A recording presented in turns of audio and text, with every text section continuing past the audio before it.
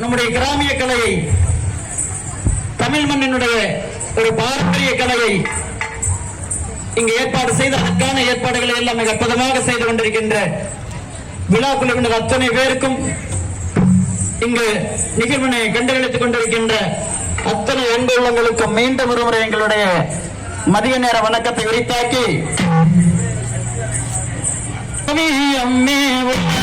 எனக்கு சித்திரமே